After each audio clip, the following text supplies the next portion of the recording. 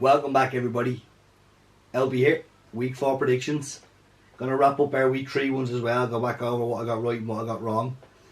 But before we go any further, hit the subscribe button, put the noti bell on, hit the like button, and leave your predictions for week 4 in the comments. Let's go. Starting off last week, the first game was Brighton at home to Manchester United. And yeah, this game had all the controversies in it.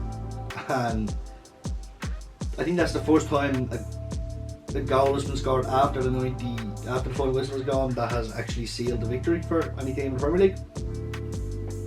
But look, anyway, I guess 2-1, finished 3-2. Look, I'll take me point. I got a point for a correct result.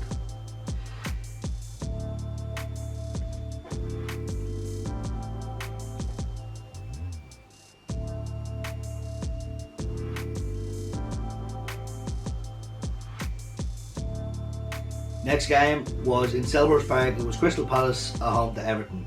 Again, this game had a bit of controversy in it as well. I predicted 2-0 to Everton. It finished 2-1 to Everton. Again, I'll take me point. Give me the point. Okay, from the Hawthorns for the third game, and I don't care what anybody said. I predicted. No, you didn't. You didn't predict this. Nobody predicted West Brom to be 3-0 at half time. Nobody. Absolutely nobody. Even their fans wouldn't have even dreamt of that. I know it finished 3-all. No points for me. I predicted 4-0 Chelsea. No points. Move on then to Turf Moor with Burnley at home to Southampton. So in this game we predicted 2-all. I thought it was going to be full of goals. Both teams being very defensively weak and showing that they can score goals. But I was wrong. It was 1-0 Southampton. No points. Moving on then to Bramble Lane, and we had the Yorkshire Derby. Sheffield United at home to Leeds United. Again, I knew this would be a feisty encounter. I knew it would be quite a tight game. I did think that Sheffield United were going to eventually get off the mark with a goal, but no, they didn't. I predicted 2-1 to Leeds. It finished 1-0 to Leeds. Sheffield United still yet to score a goal. I'll take me point. Speaking of controversial decisions from VAR, this next game, Spurs at home to Newcastle, had a very, very late bit of drama from VAR. And I predicted 2-0 to Spurs in this one, and it finished 1-all due to that last second penalty. No points. Okay, so moving on to a game that nobody predicted this scoreline, and I can promise you that now, nobody predicted 5-2 to Leicester against City at home. City were at home. Nobody predicted that. Again, City just didn't turn up, simple as. I predicted 2-0 to City. They disappointed. They got the 2 goals, but they conceded 5. No points. Speaking of no points, I predicted 2-0 to Wolves. That didn't happen. 4-0 West Ham. Don't care what anybody says, you did not have that as your prediction. Don't even attempt to say you did, because you didn't. No points. On to Craven Cottage then. Fulham at home to Aston Villa. I predicted 2-1 Aston Villa. I got the right amount of goals in the game, but not all of them to the right team. 3-0 Aston Villa. I'll take me point. On to the last game then. Again, bit of controversy in this one as well. Liverpool were the better side. End of story. No point even arguing about it. I predicted 2-1 Liverpool. To finish 3-1 Liverpool. I'll take me point. Unlucky Arsenal. Moving on then to this week's predictions, week 4. I'm not going to spend too much time on it because, let's be honest, you don't want to hear me waffling on. So, I'm going to get straight into it. Chelsea at home to Crystal Palace, London Derby, in Stamford Bridge.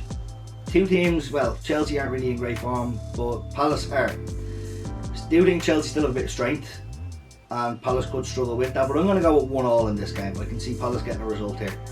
1-all with goals from Timo Werner and Wilfried Zaha. Moving on into Goodison Park, we have Everton at home to Brighton. Brighton played very, very well against United, and how they didn't beat them, I will never know. Everton have been in incredible form all season. Calvert-Lewin's had 2 hat-tricks pretty in back-to-back in Goodison.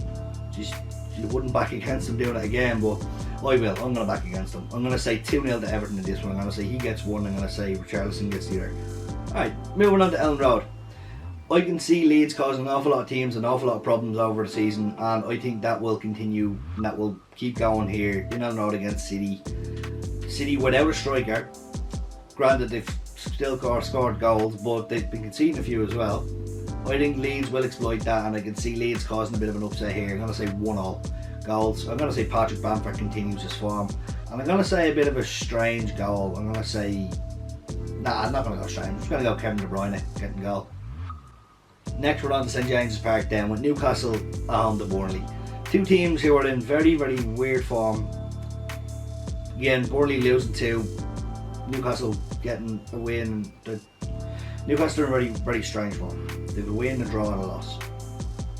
But they were awful in some games. Look, anyway, forget it. I can see this game being a bit of a weird one as well. So I'm going to go with a 3-3 draw.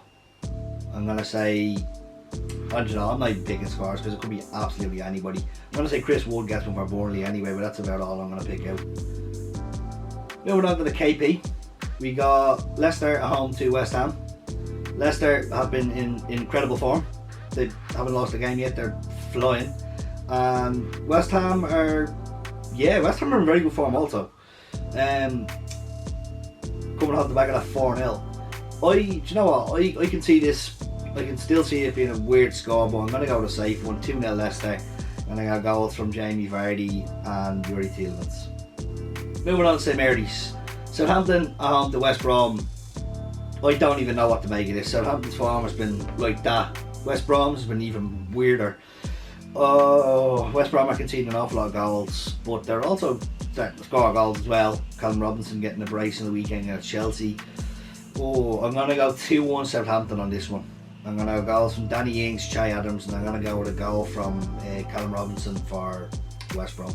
Okay, we're moving on to Molineux. So Wolves at home to Fulham. And Fulham have just been deplorable. And end of story, there's no saving grace from them, they've been deplorable. Wolves were okay up until they got absolutely torn to shreds by West Ham.